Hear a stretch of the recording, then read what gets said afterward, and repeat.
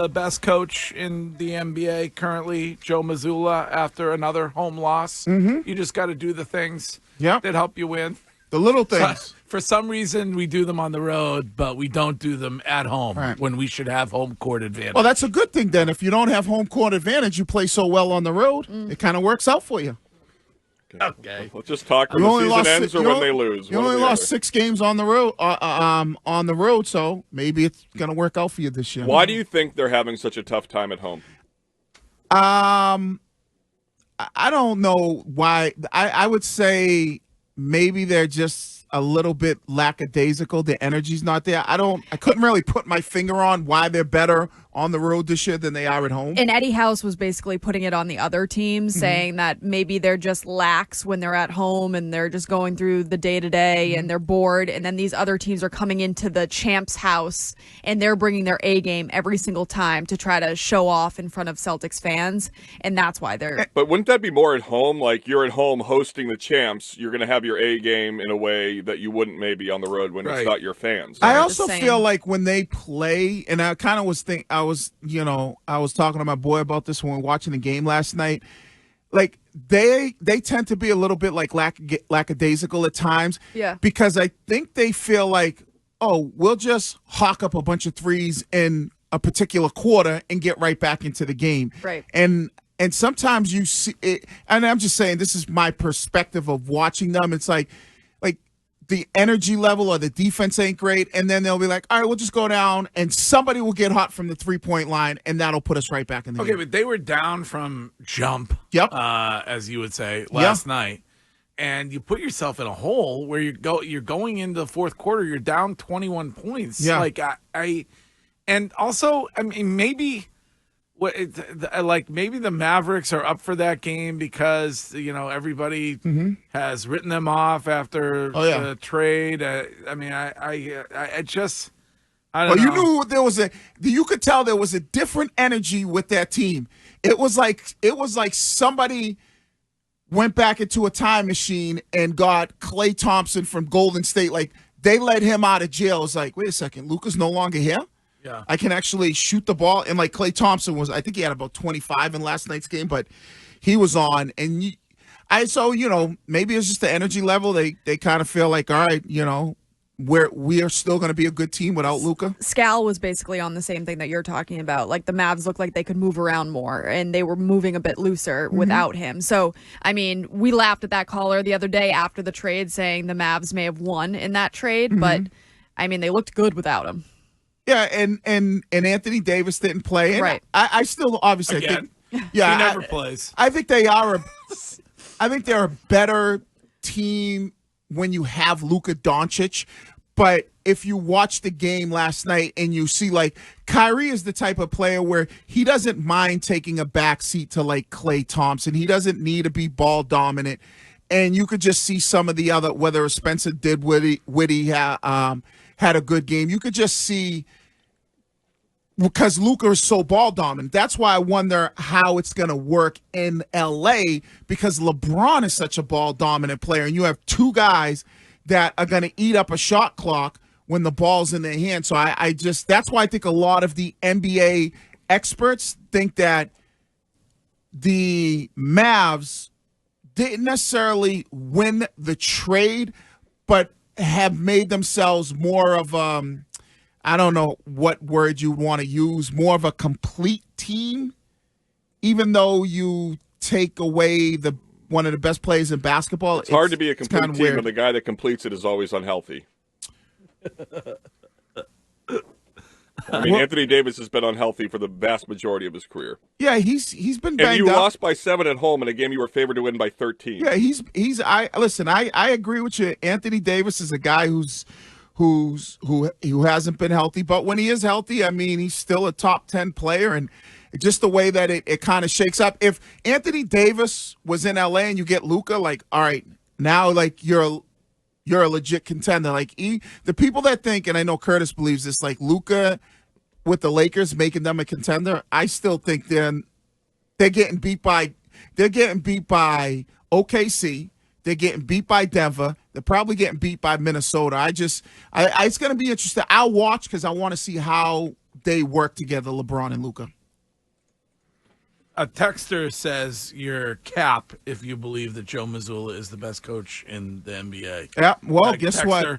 Texter says he's the worst coach in the NBA. Well, ain't no media cap in here. Mazzulla's the best coach in the NBA. I don't care, hands down, what anybody says. Why is he the best coach? I just told you he was able to do something with a team. No, today. Why today? Yeah. Because I think that he still can get these guys to play at the level that they need to be to win a back-to-back championships. I think he gets the best out of his players.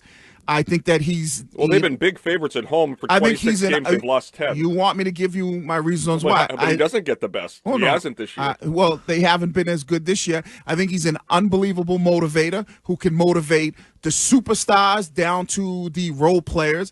But wouldn't you say motivation is a big reason why they've been so meh this year?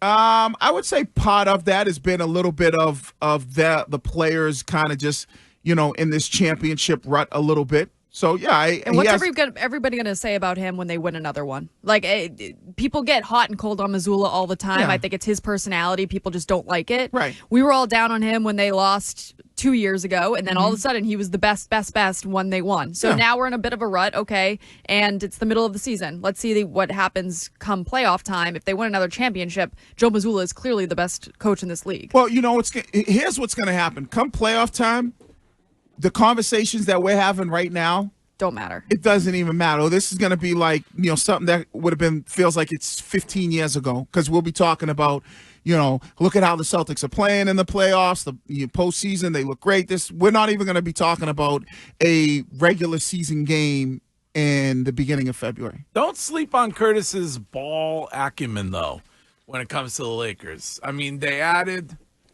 Mark Williams. Curtis is a hockey guy. It's not really his forte, the ball.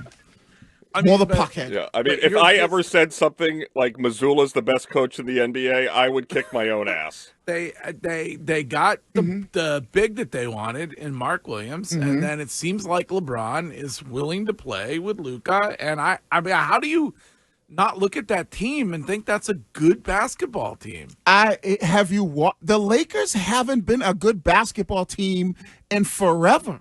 Like, they haven't. Hence why they were excited to do these deals. Well, because it's Luka Doncic. Like, right.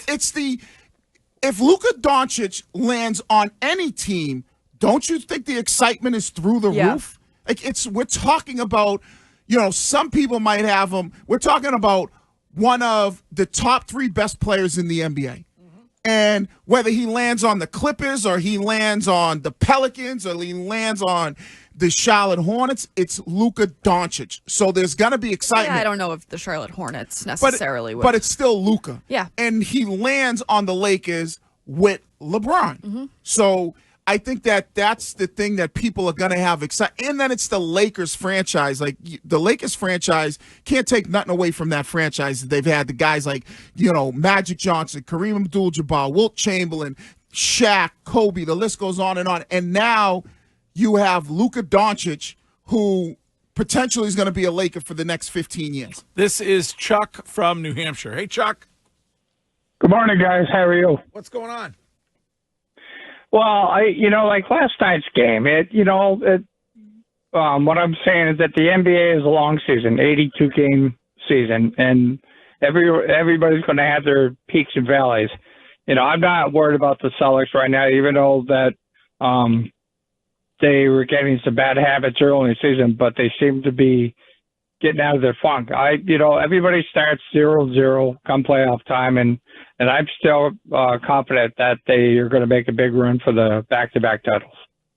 Yeah, I mean, Wiggy's very confident. Every time I suggest anything to the contrary, he says, "Stop! Don't get it twisted." Like, right, but I think most people, other than you and Curtis, ask anybody on this station, anybody locally, do you think the Celtics can lose a 7-game series against anybody in the NBA? And 99% of those people will say no. I mean, there were a lot of people yesterday who in the Twitch chat and elsewhere were all over how good OKC is. So and the other thing, they're a good team. I'm not taking nothing away from them, but they're not beating the Celtics in the 7-game series. Nobody thought the Celtics would be this bad, especially at home at this point. Nobody. No. So that's interesting, no? Yeah, I mean, it's interesting that our expectations were record-breaking season. Right. We were all over that. It hasn't worked out that way. And my thing is why? And that's where you look at I think you start the season. Nobody thinks Michael Malone's the best coach in the NBA. Nobody thought Budenholzer was the best coach in the NBA. There are guys that win championships, and in no sport is the head coach less related directly to the team's success than in the NBA. And it could just be that they're drinking their own Kool-Aid or whatever, and they're bought in on. They think they're the best that there is, and so they're not going to play in some of these games, and they're coming off a road trip, and so they're. They don't have the energy last night. I get your motivation is different when you win a championship versus when you're chasing a championship. But no team had more motivation built